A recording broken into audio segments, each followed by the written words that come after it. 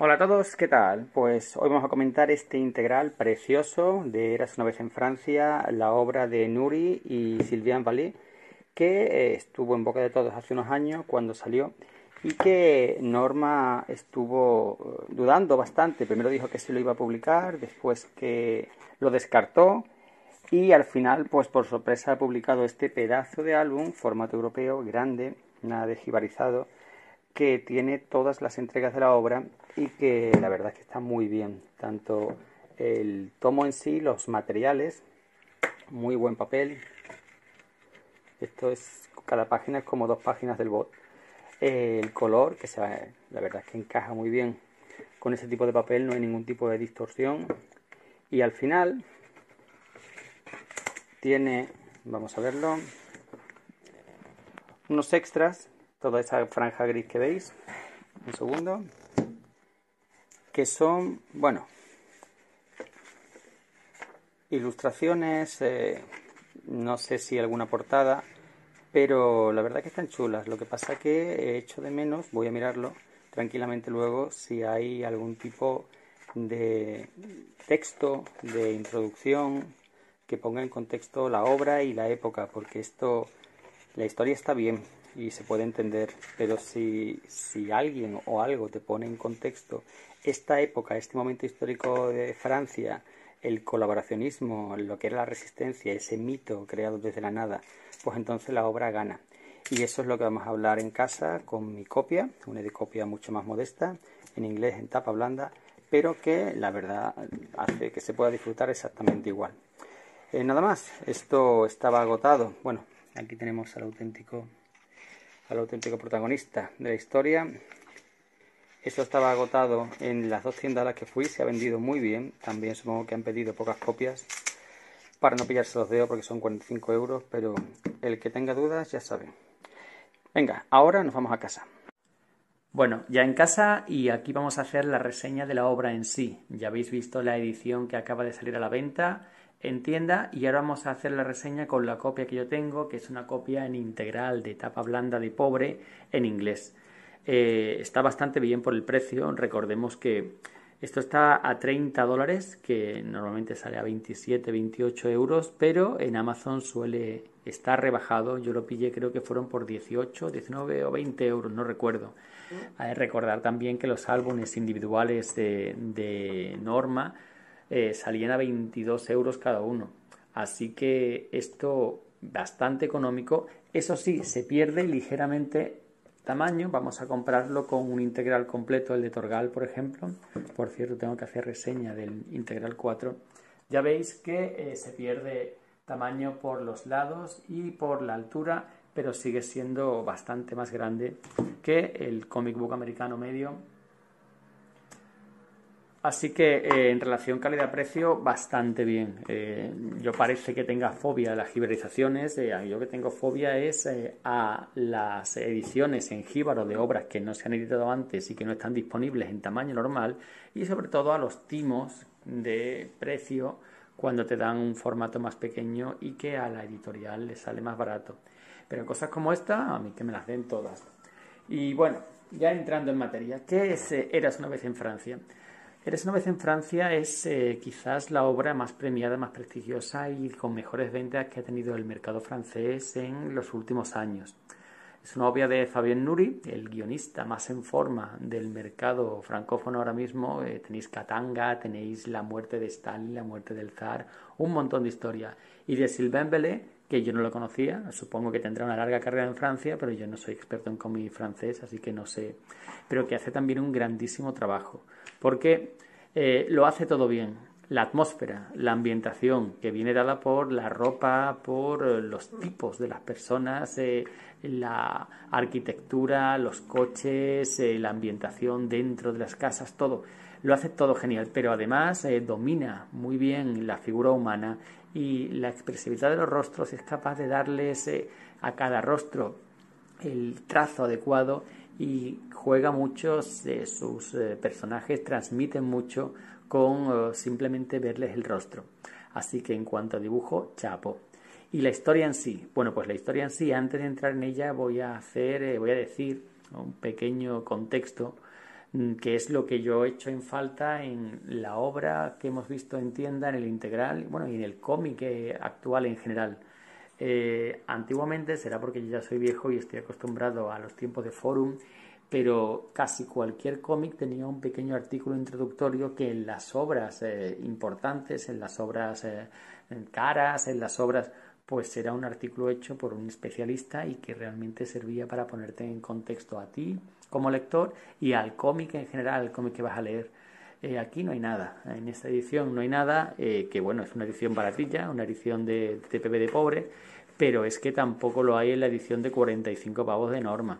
Entonces, se puede disfrutar perfectamente la historia porque está muy bien contada y te mete en el periodo histórico y en la vida del personaje desde el principio, pero si conoces ese periodo, si conoces el contexto, la situación, pues la obra se enriquece mucho más.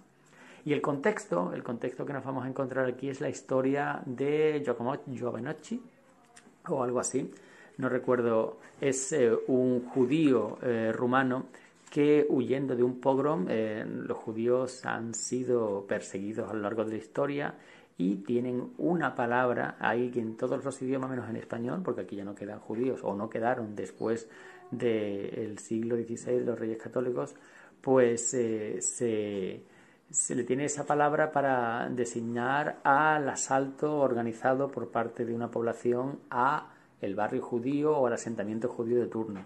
Eso es lo que le ocurre al joven Giovannocci, que sobrevive junto a su futura esposa y crece para casarse con ella, y ambos emigran a Francia, una Francia entre guerras, entre la Primera y la Segunda Guerra Mundial, y en la que empieza a prosperar. Un hombre iletrado, un hombre analfabeto que no sabe leer ni escribir, pero que tiene un olfato innato para el negocio y para medrar en la vida. La historia se nos va contando en flashback, que al principio puede resultar confuso. Empezamos con el flashback o la apertura inicial de la infancia del personaje, su boda, y luego pasamos al futuro, a este ya anciano que no entendemos qué le ocurre, y a un misterioso observador que espera en un café esperando que ocurra algo enfrente de su casa. Pero bueno, como he dicho antes, contexto. Esta es una historia basada en un personaje auténtico, real, una persona que fue importante durante el periodo de la Segunda Guerra Mundial en la ocupación nazi de Francia.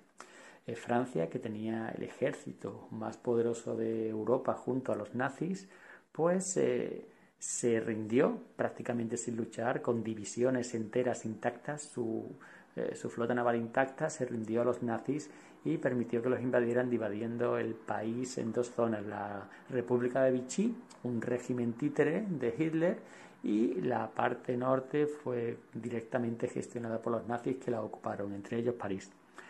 Y esta época es un buen ejemplo de cómo se crea la historia. Y digo se crea, porque la historia se crea, es contada por las partes interesadas en que se sepa una cosa u otra.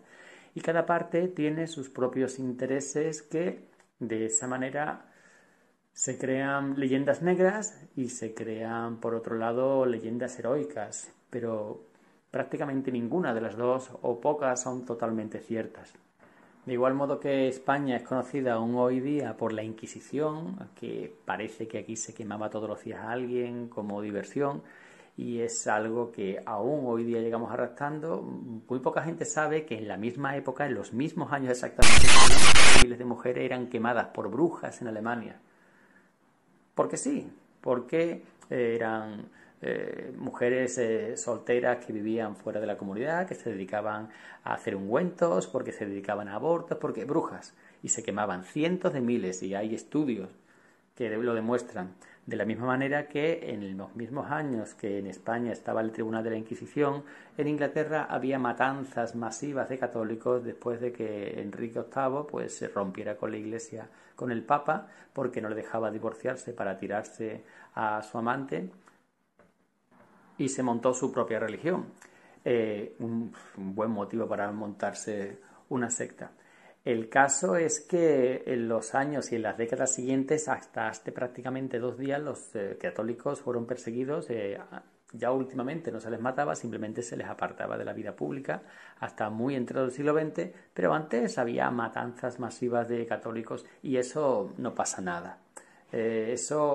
¿Cuál es la diferencia? Pues que mientras la Inquisición era un proceso judicial que se supone que tenía unas garantías, que había un juez, que había unos escritos y todo eso quedó reflejado, pues a la bruja que quemaron en la Selva Negra, Alemania, en el siglo XVI, pues de eso no se acuerda nadie. En fin, y así podíamos seguir. Mientras la leyenda negra española decía que hoy cometimos un genocidio en Sudamérica, bueno, cometieron los que fueron allí, serán los antepasados de los actuales hispanoamericanos que había allí, porque mi abuelo se quedó aquí en España, mi bisabuelo y mi tatarabuelo, y a mí que no me cuenten historias, que se le pidan cuentas a sus tatarabuelos, los actuales, activistas indígenas. Pero el caso es que en España en aquella época, ya en el siglo XVI, tenía reglamentado y tenía autorizado el matrimonio mixto, tenían los derechos, los criollos, los mestizos y tal, derechos que en Estados Unidos no se consiguieron, el matrimonio mixto, hasta bien entrado el siglo XX. Y en otras colonias, con otras colonias inglesas, que no sé, los australianos, ya lo comenté una vez, hasta los años 70 arrancaban a los niños de los brazos de las madres indígenas para que se criaran en orfanatos o se las daban a familias blancas. Eso ha pasado en términos de historia antes de ayer, pero tanto Estados Unidos como Inglaterra, como por supuesto Australia, son ejemplos de países civilizados. En fin, la historia. Y aquí lo que nos cuentan es la historia de la resistencia francesa, ese gran mito creado de la nada y que aquí está muy bien reflejado. Es una parte de su historia que los franceses todavía tienen bastante escrúpulos en tratar, aunque cada vez se habla más abiertamente. Esa gran resistencia francesa que parece que todo el mundo era un luchador clandestino contra los nazis y estaban saboteándolos y eso no existía. Eso fue un ínfimo porcentaje de la población y en los últimos años de la guerra, del 43 para adelante. 44. La verdad es que la gente se rindió, se abrió de patas, muchos literalmente. Tenemos la reseña que hicimos el otro día, Colaboración Horizontal, y todo el mundo a regañadientes, bajando la cabeza, tragándose el orgullo nacional, pues dejó que los nazis ocuparan París, Francia, e hicieran lo que quisieran. Luego De Gaulle, su presidente, que a base de cabezonería de cojones, con cojones y orgullo se llega muy lejos, consiguió sentarse en la mesa de los vencedores a pesar de que su país había sido el primero en rendirse y que no había hecho prácticamente nada en el esfuerzo de guerra porque la mitad del país era colaboracionista y la otra mitad estaba ocupada, pues consiguió crear una leyenda de la resistencia que luchaba y que sin ellos no habría podido conseguirse. No sé cómo coño los americanos aguantaron eso, pero en fin. El caso es que aquí se desmonta mucho de ese mito de la resistencia porque vemos un país, una ciudad, un París totalmente ocupado y entregado a los nazis que hicieron lo que quisieron y que hicieron negocios con todo el mundo. La gente tenía que comer, Y entre esos estaba este judío, este inmigrante que llega a París de la mano de su esposa buscando trabajo, buscando prosperar. Vamos a ver si encuentro la página porque ya digo que el cómic está hecho a base de flashback y durante las primeras páginas vemos hasta 3 líneas temporales. Vemos aquí cómo el matrimonio Joseph Janovici es el nombre, se presenta al tío de su esposa que vive en París y que inicialmente lo rechaza. No tiene trabajo, no puede alimentar más bocas, pero la pericia de Joseph, que tiene literalmente un gusto para el metal, para separar lo que es el metal bueno de lo que es la simple hojalata, hace que su tío le contrate y que poco a poco empiece a prosperar. Gracias a él, aprovechándose de él. Vemos los primeros años de este Joseph Janovici tirando de un carro, recogiendo chatarra, mientras su tío, pues aquí está, disfrutando de la vida con sus socios. Pero vemos desde el principio también que este hombre, la obsesión de su vida es prosperar por un lado y proteger a su familia por lo otro. Y vemos aquí el primer el primer golpe de mano cuando su tío, ahogado por las deudas de juego y tal, se ve salvado por su sobrino que le ofrece ayudarle a cambio de quedarse con el negocio y a cambio de, bueno, aquí empieza la ascensión de este judío que, repito, es una figura ambigua, porque por un lado entendemos perfectamente lo que hace y por qué lo hace. Entendemos que se encuentra en un país hostil, que le desprecia, no sabe leer, no sabe escribir. Su familia depende de él y lo ha pasado muy mal. Ha visto cómo sus padres fueron asesinados por los soldados del Estado. Y entiende que está solo y entiende que si quiere prosperar tiene que hacer lo que sea y por encima de cualquiera. Se rodea de su familia, trae a sus hermanos, a su hermano desde la Rumanía, desde su patria, y a partir de aquí empieza el ascenso. La trama, contada constantemente de hacia adelante y hacia atrás, vemos cómo va subiendo en la escala social, aumentando su capacidad económica y conociendo por el camino a diferentes personajes que luego veremos cómo se desarrollan durante la historia. Sobre todo a su secretaria, a su ayudante, su amante, su mano derecha, a su todo. Un personaje que me ha gustado mucho, callado, siempre en segundo plano, pero imprescindible. Detrás de un gran hombre siempre hay una primera mujer, siempre hay una gran mujer. Aunque este refrán pronto lo prohibirán y dirán que está delante la mujer o el hombre no existe. Pero bueno, el caso es que vemos como a la misma vez que prospera se va metiendo en negocios cada vez más turbios, cada vez más ilegales, con chantajes de la policía, con amenazas a su familia, y él hará lo que sea necesario para defenderlos.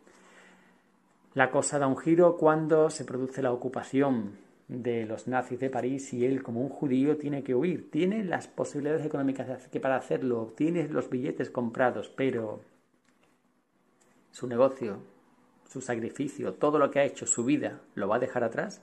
Y aquí empieza realmente la historia, lo que él tiene que hacer, los tratos que tiene que hacer, los personajes a quien tiene que satisfacer, cómo va vendiendo su alma poco a poco a estos nazis que son los señores de París, son los señores de Francia. Aquí no hay resistencia, aparecen unas pocas células al final, cuando está prácticamente todo acabado, y como nuestro personaje juega sin ningún problema con muchos problemas morales, sobre todo por parte de su mujer, que no entiende que su esposo haga tratos con aquellos que matan a su raza, pero él juega al juego mejor que nadie, es capaz de satisfacer a todos y, esto es muy importante, volverse imprescindible, tanto para unos como para otros. Es el gran proveedor, el que provee metales en una época de escasez, tanto de los nazis, que estaban en plena ofensiva contra los rusos, como para la resistencia o, bueno, los 4 pirados